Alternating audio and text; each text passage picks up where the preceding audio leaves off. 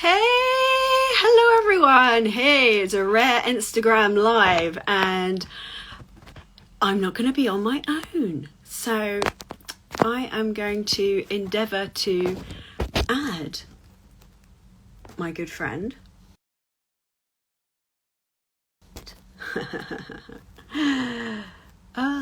So let me find my good friend. And we are on the topic of never doubt yourself again. Like, how cool is that? So yeah, just wait for a few more of you to come on. Hello, Lena. Hello. Hey. Hi. Oh, there you go. Hold on. Just Yay. Works. The hey. system works. It's amazing when things work, isn't it? I love it when things work. I was like, oh my God, how do I do the Instagram live again?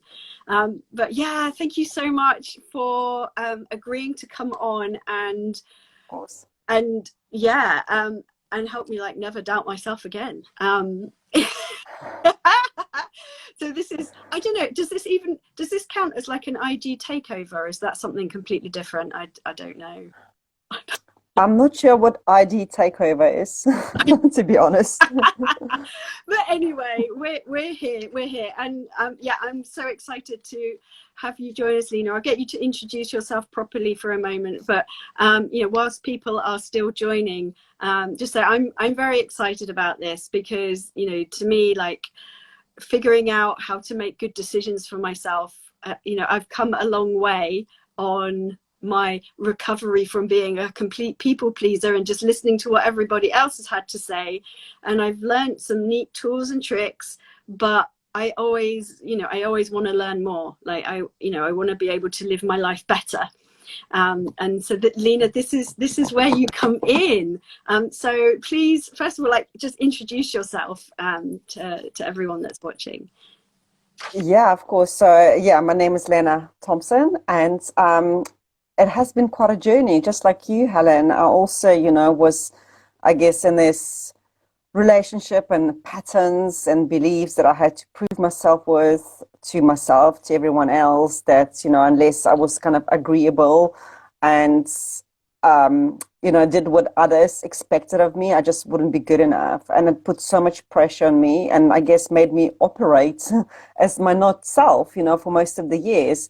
And suppressing all of these emotions and all of the, I guess, beliefs and values I held about myself, it was manifesting as anger, as frustration, as almost like, I guess, borderline depression, and you kind of like try to pile on top of it to mask it, to get a better job or maybe go on a better holiday or do something, right? It's always like doing, what should I do? It's not like what can I change within myself, but it's like, what else can I do to kind of kill that yucky feeling, and yeah, eventually, I guess I got to the point in my life where I think I began to really realize what's been happening, and then it's been this journey like, how do I actually change it? How do I discover who I am underneath all of the layers that I've been, hiding?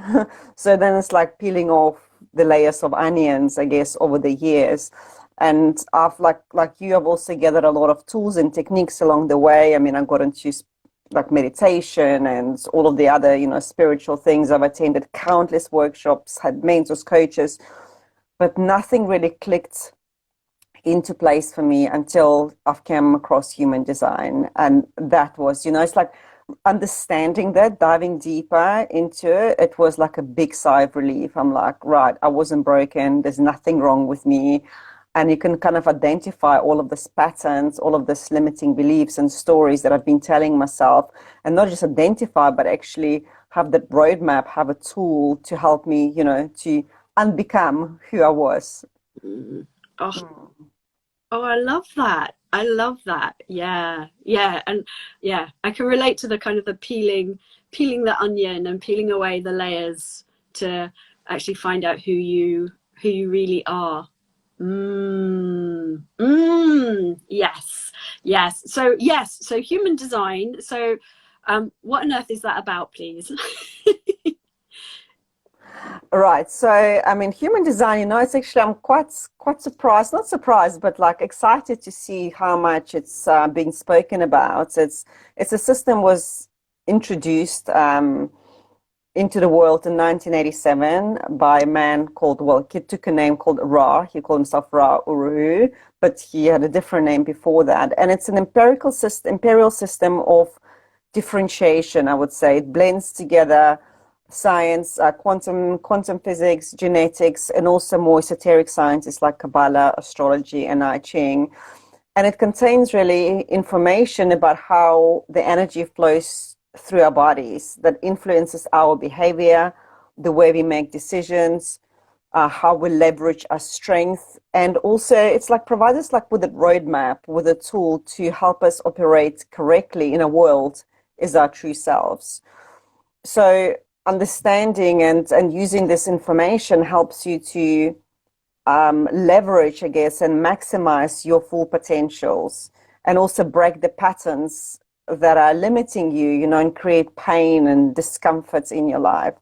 I would call it like a self-awareness tool on steroids. Seriously, there's not like better word for me to describe that. So anybody I think who wants to go deeper and understand who they are and who they truly are, not who they just think they are, human design, I believe, can really help them to get to that, to get those answers. Well, you know me, I'm a big fan of self-development. Like that's like one of my just really go-to places. I love learning. I love kind of learning more about my different parts and just growing who I am. So I'm very excited for this, and I'm particularly excited to learn more about decision making because whilst I've kind of explored some like energetic things, I've never explored it in relation to decision making. So I'm really curious about that, and I know that you have very kindly done an assessment for me. I remember I did the free online assessment that you can do, but like it was a bit kind of overwhelming, the results, and so I feel really privileged that that you've done an assessment for me, and I'm looking forward to hearing like Yeah, no, absolutely. We're definitely gonna dive deeper into it, and like you said, decision making I think is crucial. I believe it's one of the keys, to having success in business and life and career, because what happens is like since the moment we're born pretty much we just give our power to decision making to someone else, right? It starts with our parents and our teachers, society, friends, dogs, pets, whoever. And then the societal noise also influences all of that. So then later in life, we kind of stuck in this like pattern of doubting ourselves, overwhelmed, not really sure what's next. And I mean, you run a business, I have a business. And it's like, what should I do next? Should I do this? Should I do that?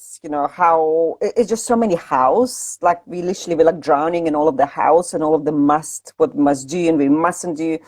And the whole key of human design is to help you understand how you are here to make decisions as your true self, without the noise, without dragging the memories of the past experiences that you had before into the equation, without running to people for advice.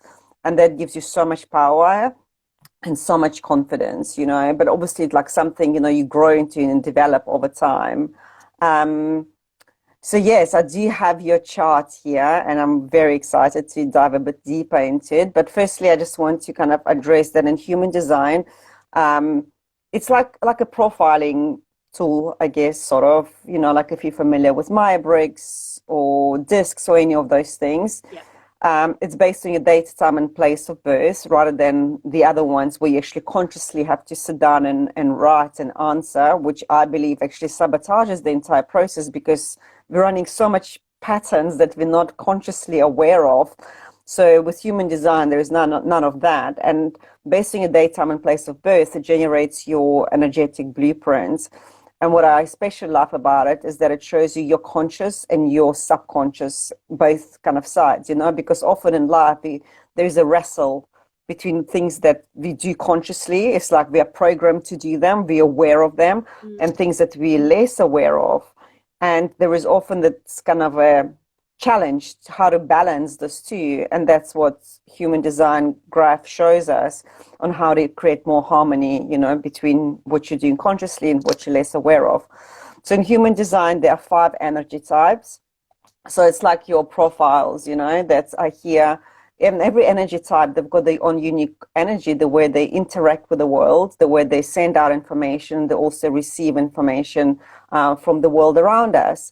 And every energy type also have their strategy. So the strategy here is really to protect us from going down the wrong rabbit holes, from chasing opportunities that are not aligned with us, from making the wrong decisions, and really doing things just because our minds tell us to. So one of the energy types, which is actually one of the most common ones, is a generator. They often combine generator and manifesting generator. So I'm just like you, I'm also a generator.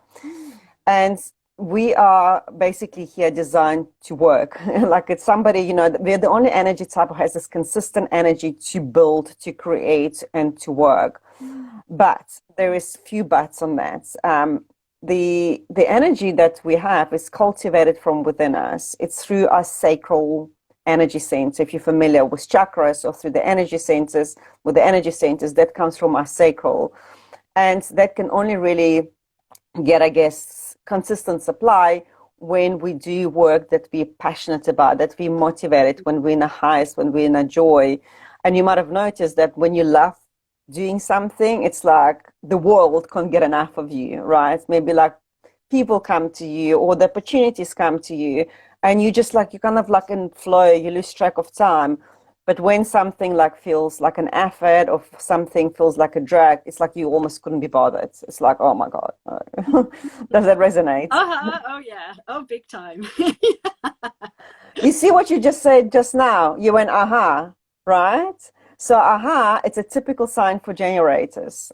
It's your sacral, your energies, you know, your sacral chakra or energy center. It talks to you in sounds, and the sound it makes aha or So for generators, it's so easy. All you've got to do is just ask them a very simple yes or no question, and for a yes, you always go or for a no, you go And that's actually really, really great practice. And I do it with my clients, you know, when they're like, I don't know if I should do this, I should do that. So you just like fire questions at them, like simple yes or no, and they respond in those sounds. Oh, wow. And if it goes, then you know, that's the true sacral sound. And that's the sound, that's the noise, that's the word you want to follow without even shadow of the doubts. That's your true path. Oh, interesting, right? With this I never really realized, and I used to do it my whole life. I'm like yeah, for sure. I'm gonna have to like listen to myself more often. yeah, exactly. And So as a generator, as I said, you know, we are here to work, we're here to build, we're here to be the creators. And unlike other types, we're really here to know ourselves. You know, for the other energy types, they're like more like, who are you? How can I lead you? How can I guide you? Or, you know, how can I make you think differently? Or how can I inspire you? But for generators, it's all about who am I and what is my purpose? It's all very kind of internalized process for us.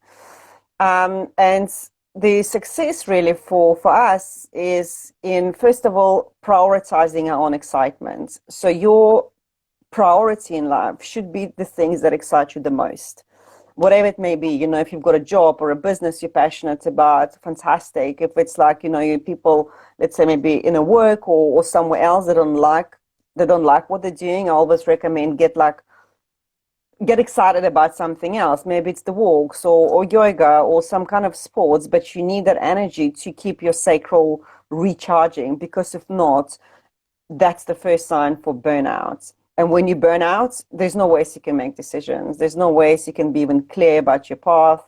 It's, you know, I had the burnout 3 times over the last couple of years, and there's just a lot of unclarity and fog. So prioritizing your excitement is really, really important. Another thing is the boundaries. And I know you talk a lot about boundaries. And boundaries are so important because every energy type have their own aura, you know, I mean, energy field, right? And for generators, it's very like magnetic, it's very inviting. So when you're in your highest, when you're in your joy, when you're just doing things you're passionate about, when you're dancing on your Instagram, you know, and I saw your videos, that's like when people flock to you. This is when like things happen. And what sometimes can happen is like people will always like overstep the boundaries. They'll expect you to do certain things because they can see, oh, you can do this, you know, you've got so much energy to do that. And the mantra for generators really should be, only because I can, it doesn't mean I have to. So it's learning how to say no, because every time you say no, you actually preserve your precious energy, because you really need this energy to go and build and create, because others cannot do that. Oh. It's on us. Oh, well, I love that you're talking about boundaries. Yeah. And yeah. And yeah, and what you say about, yeah, just like preserving some energy for yourself. I think it was a real moment of insight for me. I read somewhere, just, it was like a little quote, and it was about, you know, the fact that I have some energy left over at the end of the day. Like, that's a good thing. Like, I don't need to use it all up every day. Like, I can save some for myself, and that's a really good thing to do. Yeah. So yeah, boundaries, and I love what you're saying about prioritizing what I find exciting. Like, yeah, kind of gives, like, helps me like give myself permission to follow my joy even more. I love that. I love that. Yeah. Oh, have I lost you, Lena? Just when it was getting good. Oh, I wonder, are you still there, or do we need to?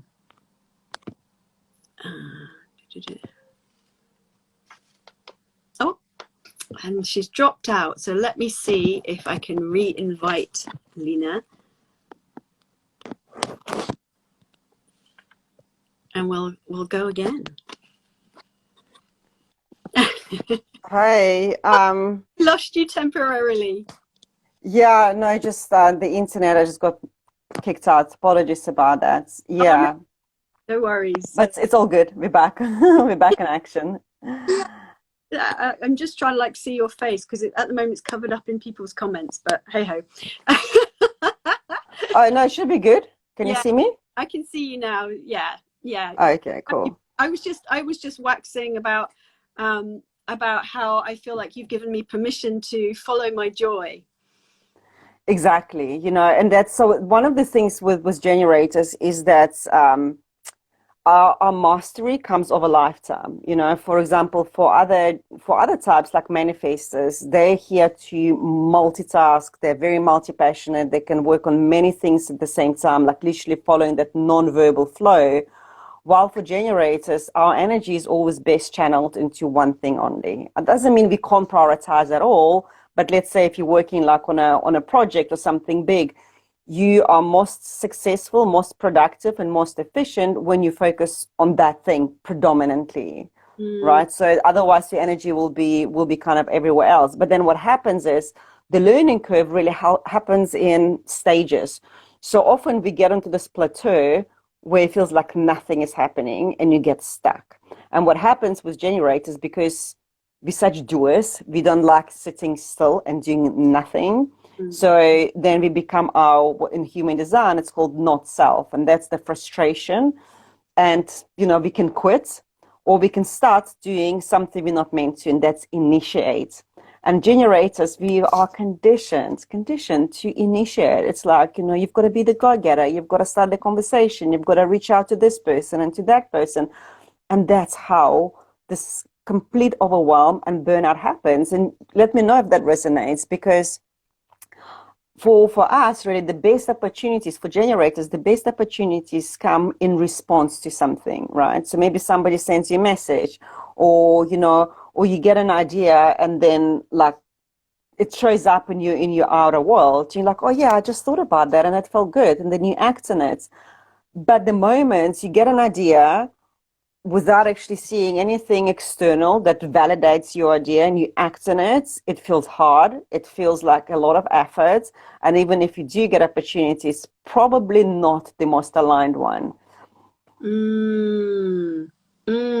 Oh, that is interesting. Yeah. Yeah. I suppose I'm just thinking of some recent opportunities that have come my way, and it has been people inviting me to take up these opportunities, and they've felt really right. And so I've gone with them, and yeah, and it's flowed and I've enjoyed it. Whereas you're right, you know, sometimes if I'm initiating something, it can just feel like hard work. Exactly. I mean, I spent about a year and a half in network marketing when I quit my corporate job.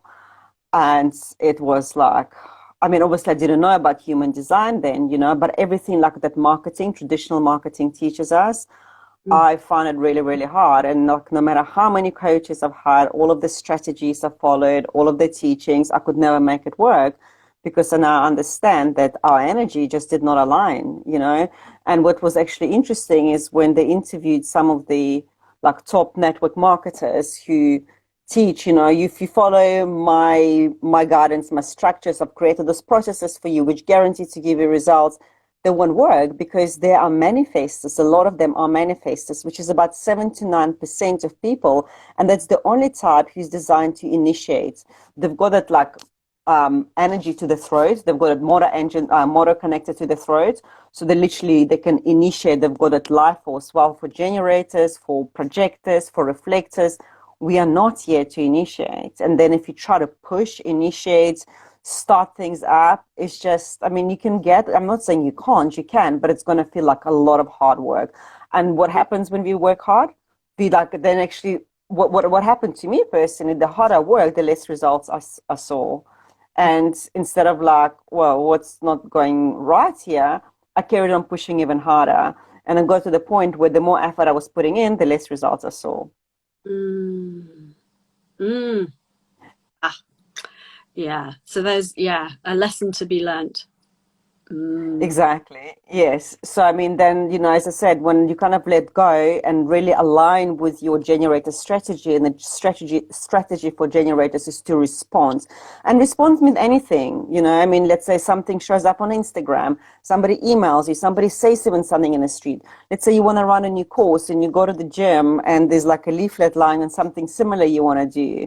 And that's when you check with your authority. So that's another a very important concept in human design is your authority. So it's never about the outer authority, how I make decision. Our inner authority is our intuition, but the way we experience it is very different for everyone. And for generators, it's all about a gut. So for you, for example, looking at your design, it's all about that gut, and it's that whole body like pull towards a yes or away from the opportunity as a no. So whenever making decisions, then it's like, how does it make me feel? You know, you check in with your gut. And for about 50% of us, we are here, what we call non-emotional authority. So that means you feel the pull and you make a decision instantaneously. Because when you don't, that's when your mind's trying to make sense of things. And when your mind gets on the way and it starts making sense of things, you just get disconnected even further from the body. And then you often end up chasing things that are just like, you know, your mind thinks you should be doing rather than it's your true nature. How does that feel for you? Oh, yeah. Yeah. Yeah. I mean, part of what I was learning on the body oriented coaching course last year was, you know, tuning into like my whole mind body. And yeah, so not just kind of listening to what my mind might be saying, oh well, you should do this or you shouldn't do that, but really tuning in, as you say, like to kind of my whole experience. And I did find, like, particularly that I felt really at home in my belly, really at home. Like that would often be kind of the place that my attention would go and see what was going on in there. So I've carried on with that practice, and it's just and but before I had started doing that, like it was just it was a source of information that I would never have dreamed of tapping into before. So what you're saying, makes, it makes a lot of sense. Yeah, exactly. And what I found in my personal journey is that initially it used to freak me out because my head would like, you've got a presentation or you've got clients or you've got something to prepare for certain work. And my God goes, just please, can I go for a walk? Like I literally want to go. And before I would just sit there and I would just try to force things. And it just felt heavy. It felt like a lot of effort. So what I've learned how to do is to literally trust it, because on that walk, I would have like this incredible idea. I'm like, oh my gosh, that's what I should maybe do. This is what the post I should write, or this is who I should speak to.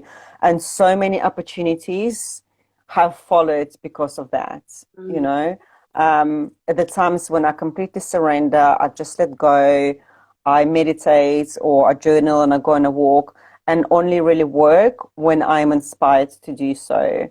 So then a lot of like, questions I guess come in. Well, how can I build my business sustainably if I don't really consistently work, right? And I think there's a big misconception. I mean, for me, it was for like a long time. It's like, well, how do I actually then build a business if I want to go for a walk, I want to hang out on a yoga mat, or I want to do this and that?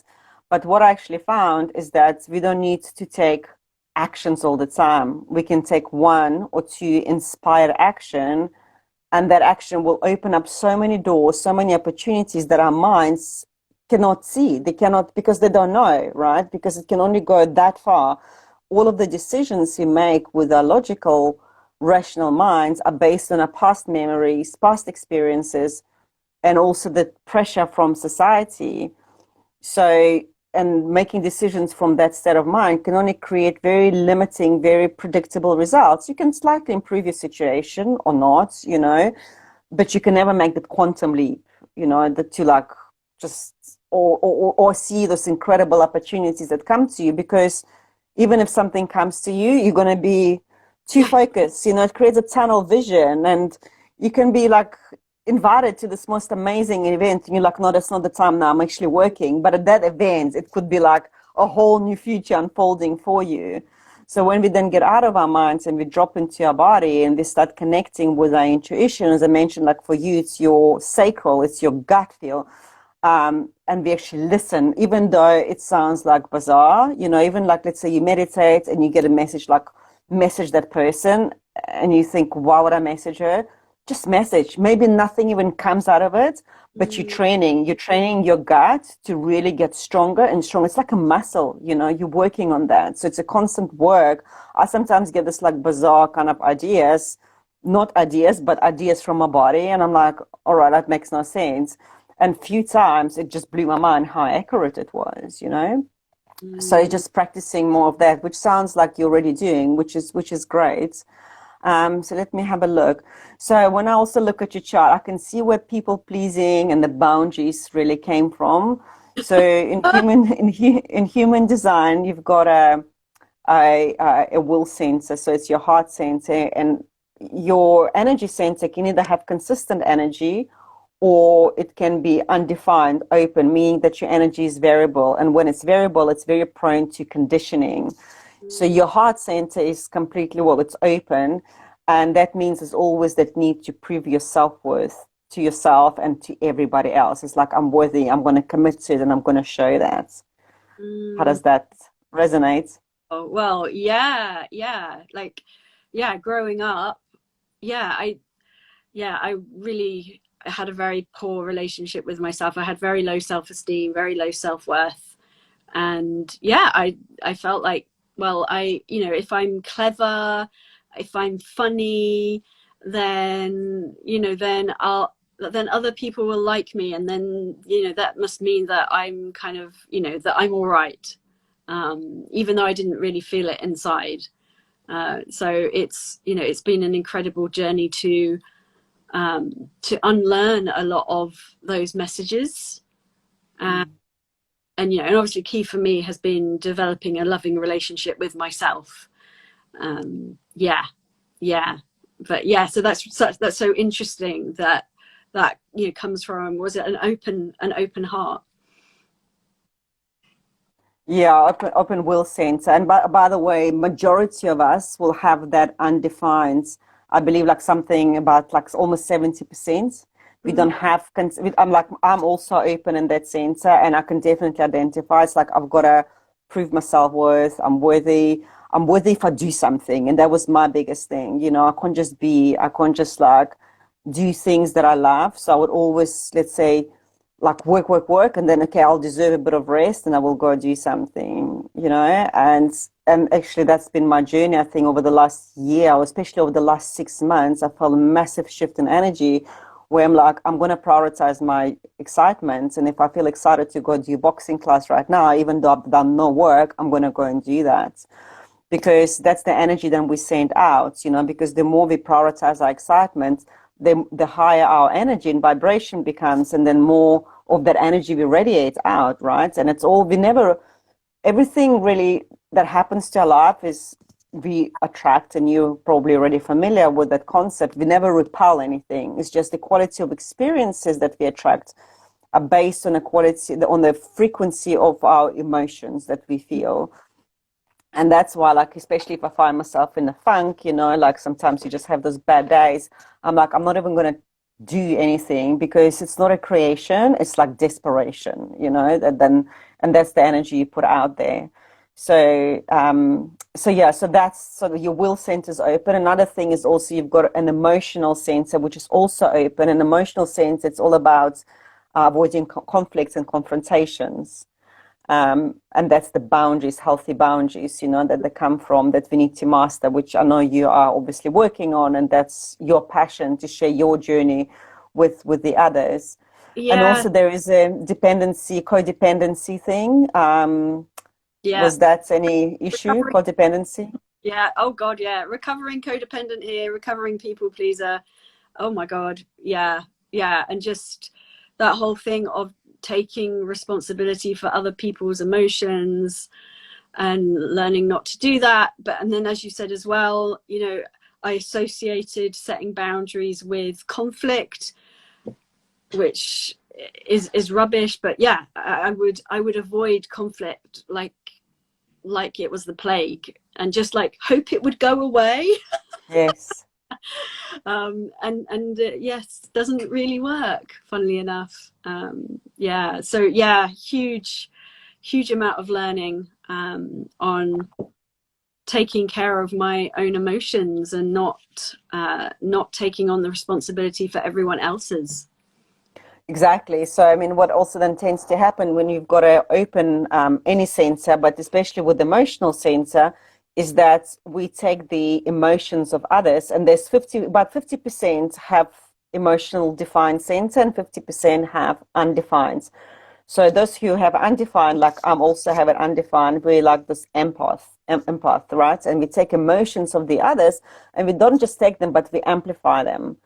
So you can actually be next to a very emotionally defined person, but because like if they're feeling angry, you will feel even more angry, and they will say to you, what is wrong with you? In the meantime, nothing is wrong with you. It's them that's feeling angry, and we just amplify them. So Mm. understanding really, you know, that those patterns, and being aware of our feeling and emotions, and realizing that it's probably not even ours we experience, then we can discern whatever doesn't serve us. So for me, I always go like, you know, like for my daughter, she's emotionally defined. So if she's like wound up, if she's sad and angry, I would like run around her, and I couldn't understand like why do I feel that way. And now I'm like, okay, well, hang on, I'm picking up her emotions. She's feeling like that, not me, you know, and almost like setting boundaries, like, look, go calm yourself down, or maybe I'll go do some breath work, and then when I come down, we can just then I can have a higher frequency of my emotions, and I can cope with it better. Mm. Oh, yes, yes, yes, yeah. Mm. Personal boundaries has been, yeah, a huge learning curve for me. Yeah. Yeah. Yeah, I think for a lot of people, right, there's a lot being said about boundaries now, but I think that awareness about, you know, the emotions, or the feelings, whatever you're feeling, they're not even yours, and you're just responding to somebody else's, and just knowing it's like, it's not mine. I'm going to let it go. Unless I love it, I'm going to let it go and set it free. That just feels very liberating, very, very free. Mm. Um, so I want to look at your profile. So profiles tell you a lot about your relationship strategy. Basically, what you need to feel loved, what makes you feel supported and grounded, and also how you express yourself.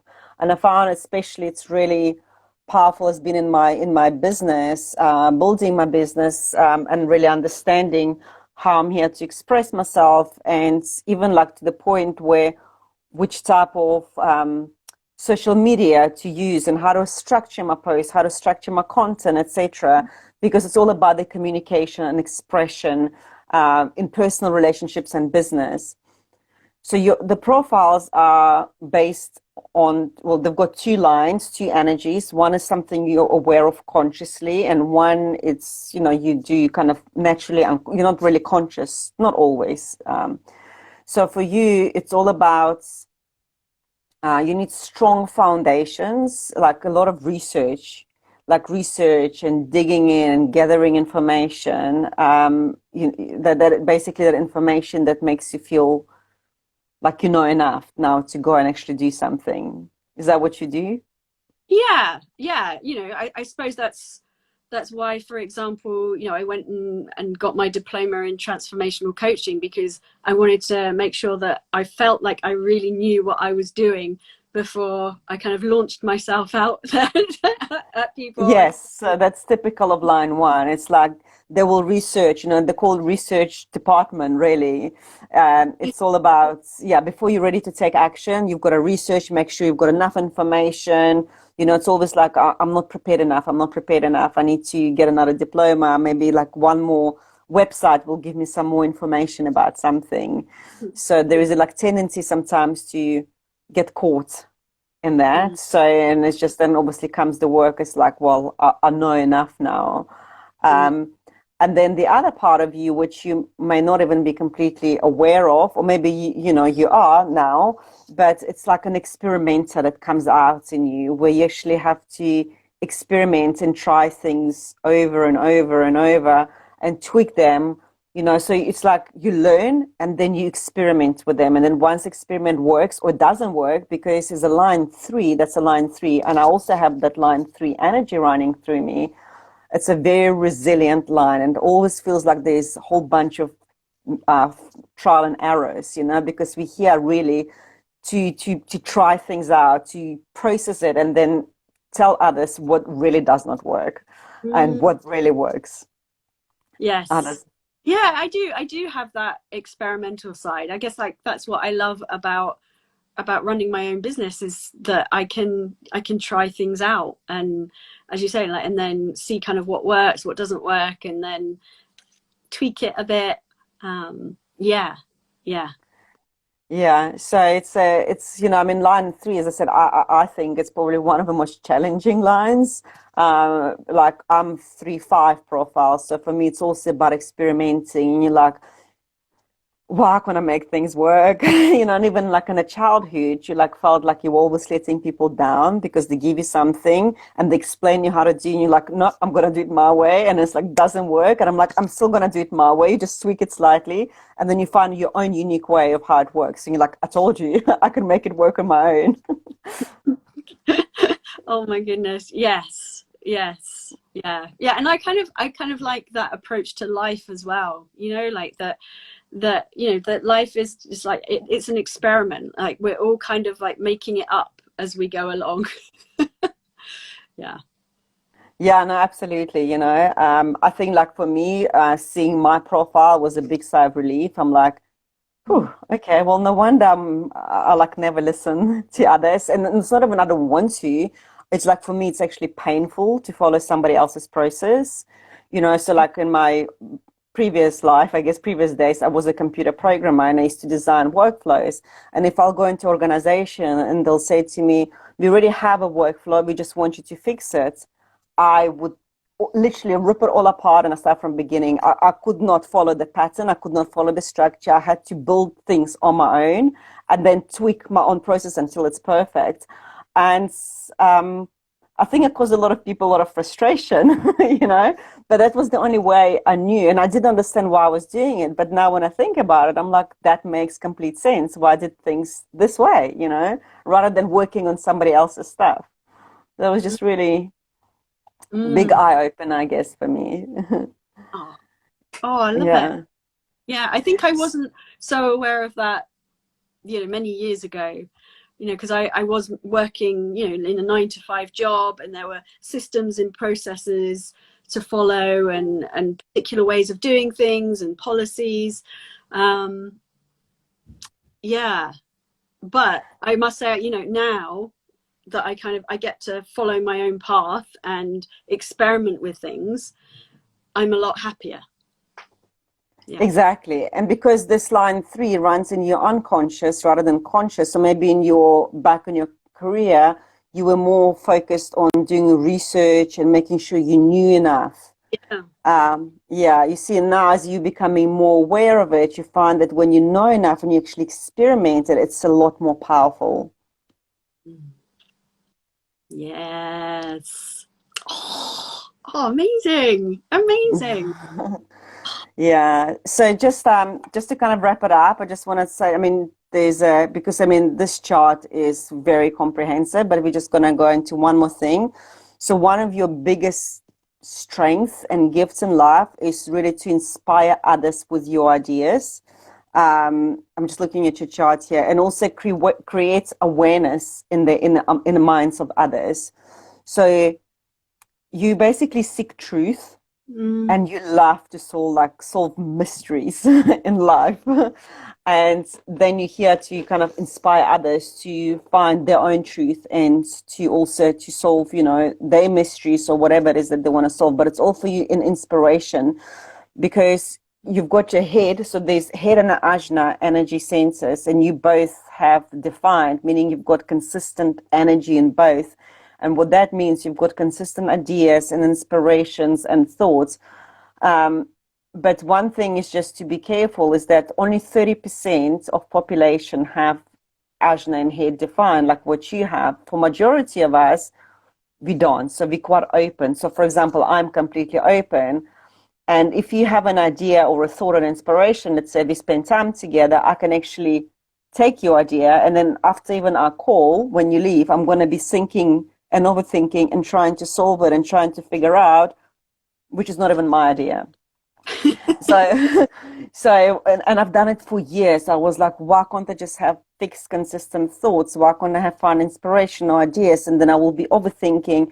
And I'm like, well, I'm thinking about things don't matter, and it's not even mine. It's probably comes from my son, who's got to define, or from my mom, who's also got to define, or from other people I'm surrounded by. And I've just literally started letting go of all of the things. But for you, with your minds, it's very logical, very, you know, consistent ideas. You're literally here to inspire others, not to follow your ideas but to find ideas of their own. So this is one of your biggest gifts. Oh, I love that. How does that? You know, for one of the priorities, you know, for me in supporting other recovering people pleasers is the whole thing of, you need to find your own path. You know, we've spent too long listening to everybody else. So it's very much about, finding what works for you. And and if I can kind of give you some ideas, give you some inspiration, give you some tips and stuff that help you, then that's great. And ultimately it is your journey, so it's not going to be the same as mine. Exactly. And that's your biggest strength, to guide them to find their own inspiration, own ideas, and just to be that guide for them.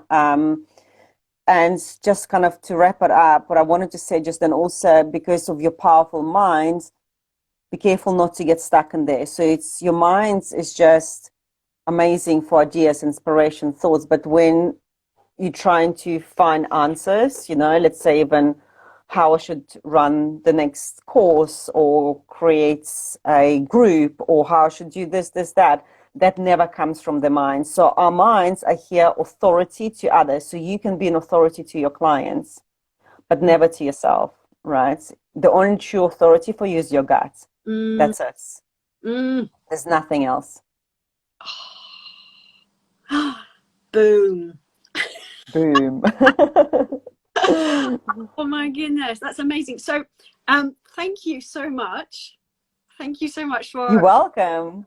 assessment. And I'm just thinking, for people that are watching, like, you know, if they're also recovering people pleasers, then like, just to kind of clarify, like, so they could have a completely different, like, human design to me.